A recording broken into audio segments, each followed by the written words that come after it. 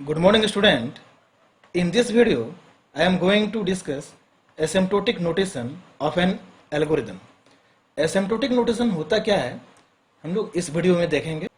इस वीडियो में हम 3 इम्पॉर्टेंट नोटेशन के बारे में डिस्कस करेंगे, क्योंकि इंटायर सिलेबस में जो ज़्यादा क्वेश्चन पूछा जाता है वो है big O, big omega and theta notation. ठीक है, आपके कॉम्पिटिटिव एग्जामिनेशन या कॉलेज एग्जामिनेशन या यूनिवर्सिटी एग्जाम में भी इसी से ज़्यादा क्वेश्चन पूछा जाता है. इसलिए आपसे रिक्वेस्ट है कि आप इस इम्पॉर्टेंट टॉपिक को लास्ट तक जरूर देखिए. What is asymptotic notation? इसको डिफाइन करते हैं हम लोग कि it is mathematical way of representation of time complexity.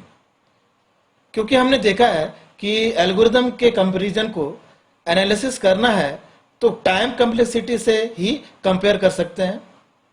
ठीक है, चलिए सबसे पहले हम लोग बिग ओ नोटेशन को देखेंगे. मैंने अपने पिछले वीडियो ट्यूटोरियल में भी इसे डिस्कस किया था, आप प्लीज उसे देख लीजिएगा. ठीक है, बिग ओ नोटेशन जो है ये अपर बाउंड रिप्रेजेंट करता है. ठीक है, और ये एटमोस्ट वैल्यू को बताता है. एक चीज और भी है, बिग ओ नोटेशन जो है ये वर्स्ट केस को रिप्रेजेंट करता है. ठीक है, सपोज यहां पर एफ एन जो है ये एक फंक्शन है और इस फंक्शन को एग्जीक्यूट करने में जो भी टाइम लग रहा है ना, उसे हम एज्यूम कर लेंगे.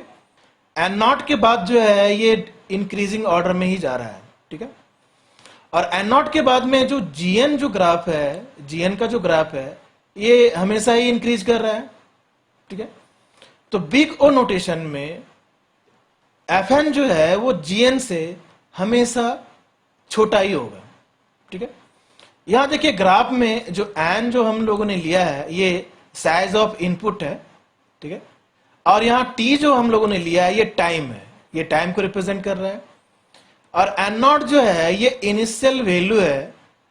इस इनिशियल वैल्यू के बाद में जो भी वैल्यू हमें मिलेगा उसमें एफ एन जो है वो तो इंक्रीज कर ही रहा है और जीएन भी इंक्रीज कर रहा है, लेकिन एफ एन जो है वो जीएन से छोटा ही रह रहा है. वर्स्ट केस एनालिसिस के लिए बिग ओ नोटेशन जो है ये बहुत ही इंपॉर्टेंट है. वर्स्ट केस क्या होता है कि वर्स्ट केस में जैसे हम लोग एग्जांपल लेते हैं, सॉर्टिंग करना है हमें, है ना, तो सॉर्टिंग के लिए हमारे पास डिफरेंट एल्गोरिदम है. ठीक है, लेकिन वर्स्ट केस में क्या होता है कि जो हमें एलिमेंट जो है वो असेंडिंग ऑर्डर में अगर हमें अरेंज करना है और हमें गिवन जो दिया गया है, एलिमेंट जो दिया गया है वो डिसेंडिंग ऑर्डर में अगर दिया गया है तो उसे हम बोलेंगे वर्स्ट केस. ठीक है, अब इसे हम डिफाइन करते हैं, बिग ओ नोटेशन को अगर डिफाइन करते हैं तो यहां देखिए ये लिख रहे हैं F N equal to order of G N. ठीक है, where Fn is lesser than equal to Cgn, where C is greater than 0 and N and N naught is greater than equal to 0. तो चलिए इसे एक example से समझते हैं. Suppose Fn जो है ये एक फंक्शन है या एल्गोरिदम है जिसे एग्जीक्यूट करने में हमारा जो टाइम लग रहा है वो 3n² प्लस n है. ठीक है, तो हम Fn equal to big O GN हम लोग ऐसा लिख सकते हैं अपर बाउंड के लिए. ठीक है, लेकिन यहां पर जीएन जो है वो एन स्क्वायर के बराबर हो. जैसा कि हम जानते हैं कि पोलिनोमियल में जो लोअर ऑर्डर का टर्म है उसे हमको रिमूव करना होगा और कांस्टेंट टर्म हमें रिमूव करना होगा. तो हायर ऑर्डर जो है हमारा एन स्क्वायर है, तो जीएन को हम एन स्क्वायर हम एज्यूम कर लेंगे.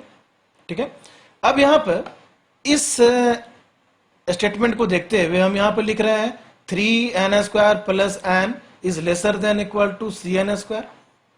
Now we have to calculate for what value of c and for what value of n this condition will hold. ठीक है, तो देखिए यहां पर अगर c का वैल्यू 1 ले रहे हैं तो ये कंडीशन होल्ड नहीं करेगा. ठीक है, c का वैल्यू 1 लेंगे तो ये कंडीशन होल्ड नहीं करेगा, आप चेक करके देख लीजिएगा.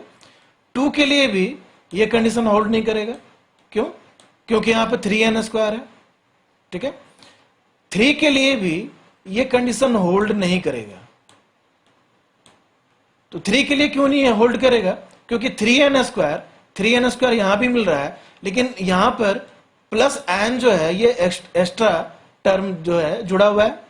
तो यहां पर अगर c का वैल्यू अगर 4 ले रहे हैं तो n के वैल्यू 0 के लिए अगर 0 हो रहा है तो 0 is greater lesser than equal to 0, ये कंडीशन ट्रू होगा। ठीक है, और अगर 1 ले रहे हैं तो 1 के लिए क्या हो रहा है, 3 इंटू 1 यानी हमें मिल रहा है 3 इंटू 1 स्क्वायर यानी हमें मिल रहा है 3 plus 1 lesser than equal to 4, यानी 4 जो है ये 4 के लेसर देन नहीं है लेकिन इक्वल टू तो है। 4 is lesser than equal to, ये कंडीशन होल्ड कर रहा है। When c equal to 4 and n is greater than equal to 0, this condition will hold. ठीक है, तो हम लोग यहां से ये पता लगा रहे हैं कि fn जो है ये एटमोस्ट कहां तक ये जाएगा। तो एटमोस्ट ये जो है ये gn तक ही जाएगा, gn से छोटा ही रहेगा, लेकिन कंडीशन ये है कि c जो है, c की वैल्यू 4 होनी चाहिए और n जो है ये जो है ग्रेटर देन इक्वल टू 0 होना चाहिए। Now fn can be represent as a big O gn, है ना, और fn जो है इसको हम लोग लिख सकते हैं ऑर्डर ऑफ n स्क्वायर, लेकिन कंडीशन ये है कि c की वैल्यू जो है ये 4 होनी चाहिए और n जो है ये ग्रेटर देन इक्वल टू 0 होना चाहिए। ठीक है, then this condition will hold. अब हम लोग देखते हैं एसिम्प्टोटिक नोटेशन में सेकेंड जो नोटेशन है वो है बिग ओमेगा नोटेशन, जो कि बेस्ट केस को रिप्रेजेंट करता है ना, और ये लोअर बाउंड बताता है। बेस्ट केस में क्या होता है कि सपोज हमें सॉर्टिंग करने के लिए एलिमेंट्स मिला हुआ है और जो एलिमेंट्स मिला हुआ है उसे हमें असेंडिंग ऑर्डर में सॉर्ट करना है और जो एलिमेंट्स हमें गिवन है वो असेंडिंग ऑर्डर में ही मिला है, तो उसे हम बेस्ट केस बोलेंगे। बिग ओमेगा नोटेशन जो है वो लोअर बाउंड को रिप्रेजेंट करता है। सपोज fn जो हमारा जो ग्राफ है ये gn ग्राफ से हमेशा ही बड़ा होगा, gn जो है ये हमेशा fn से छोटा ही होगा। ठीक है, यहां डेफिनेशन देखते हैं fn equal to big omega gn fn greater than equal to cgn where c equal to 0 and greater than equal to n naught and n naught is greater than equal to 0। तो चलिए इसको हम लोग with the help of example समझते हैं। Suppose fn जो हमारा function है ये एल्गोरिदम है जो कि 3n square plus n time में एग्जीक्यूट होता है। यहाँ पर gn जो है ये n स्क्वायर के बराबर होगा। जैसे कि हम जानते हैं पोलिनोमियल में जो लोअर टर्म है उसे रिमूव करना होगा और कांस्टेंट टर्म को भी हमें रिमूव करना होगा, तो gn हमें मिलेगा n स्क्वायर। ठीक है, यहाँ देखिए बिग ओमेगा जो नोटेशन है इसमें fn जो है वो हमेशा ग्रेटर देन cgn होगा। ठीक है, अब यहाँ पर fn जो है वो 3n स्क्वायर प्लस n हम लिख सकते हैं, एंड c एंड gn का वैल्यू n स्क्वायर हम ऐसा लिख सकते हैं।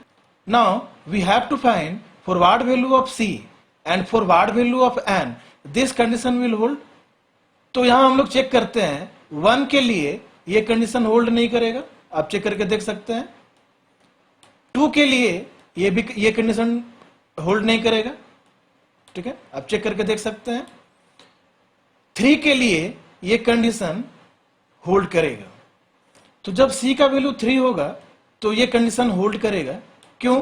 क्योंकि 3n स्क्वायर यहां पर भी है और प्लस n के कारण ये जो पार्ट है ये हमेशा 3n स्क्वायर से बड़ा होगा। तो हम लोग ऐसा बोल सकते हैं कि c अगर 3 है और n is greater than equal to 0 है, then this inequality will hold. ठीक है, तो यहां हम लोग बोल सकते हैं कि fn can be represent as a big omega gn, और gn के वैल्यू जो है n स्क्वायर है ना, लेकिन c should be 3 and n should be greater than equal to 0। ठीक है, बिग ओमेगा में हम लोग देखते हैं कि फंक्शन fn जो है वो एटलीस्ट लोअर बाउंड कहां तक ये जाएगा। तो इस एग्जांपल पर c का वैल्यू 3 होनी चाहिए और n का वैल्यू जो है ग्रेटर देन इक्वल टू 0 होना चाहिए। ठीक है, एसिम्प्टोटिक नोटेशन में थर्ड नोटेशन जो है वो है थीटा नोटेशन। थीटा नोटेशन जो है ये एवरेज केस को बताता है, ठीक है, और ये एग्जैक्ट टाइम को भी कैलकुलेट करता है। एवरेज केस क्या होता है, जैसे सपोज कीजिए कि हमें सॉर्टिंग करना है ना, एलिमेंट्स को, और हाफ एलिमेंट जो है वो अनसॉर्टेड ऑर्डर में दिया हुआ है, ठीक है, या असेंडिंग ऑर्डर में दिया हुआ है, और हाफ जो है वो जो है रैंडमली दिया हुआ है। थीटा नोटेशन को, जो कि एग्जैक्ट टाइम को बताता है, इसे हम रिप्रेजेंट करते हैं C1 GN lesser than FN and lesser than C2 GN। यानी कि ये जो FN जो है, FN जो फंक्शन है, ये इस ग्राफ से ये हमेशा बड़ा होगा एंड C2 GN से ये हमेशा छोटा होगा। यानी कि ये lower bound and upper bound के बीच का ये वैल्यू को बताता है, इसीलिए इसे हम सैंडविच भी कहते हैं। तो यहाँ पर जो हम लोग देख रहे हैं कि FN जो है वो ग्रेटर देन C1 GN होगा and lesser than C2 GN होगा, और GN का वैल्यू जो है वो n स्क्वायर है, तो हम यहाँ लिख सकते हैं 3n स्क्वायर, है ना, और यहाँ पर FN का भी जो वैल्यू है वो 3n स्क्वायर प्लस n है, और यहाँ C2 GN जो है वो 4n स्क्वायर है। तो C1 के वैल्यू जो है यहाँ पर 3 लेने के बाद, C2 के वैल्यू जो है यहाँ पर 4 लेने के बाद, और n जो है ये ग्रेटर देन इक्वल टू 0 के बाद, दिस कंडीशन विल होल्ड, ठीक है। तो थीटा जो नोटेशन है ये हमें बताता है कि ये lower bound and upper bound के बीच के वैल्यू को ये बताता है। लास्ट जो एसिम्प्टोटिक नोटेशन है वो है little o and little omega. Little o और लिटिल ओमेगा में हम लोग ये देखते हैं कि FN जो है वो लेसर देन CGN होगा। यहाँ देखिए इक्वल टू का साइन नहीं लगा हुआ है, ठीक है, और लिटिल ओमेगा में जो है ये ग्रेटर देन CGN होगा, इस यहाँ पर भी इक्वल टू का साइन नहीं लगा हुआ है, ठीक है। तो स्टूडेंट, हमें उम्मीद है कि आपको ये वीडियो समझ में आ गया होगा। अगर आपको वीडियो समझ में आ गया है तो आप प्लीज़ कमेंट सेक्शन में कमेंट कीजिएगा, वीडियो को लाइक कीजिएगा, ठीक है। इसी के साथ मैं वीडियो को एंड कर रहा हूँ।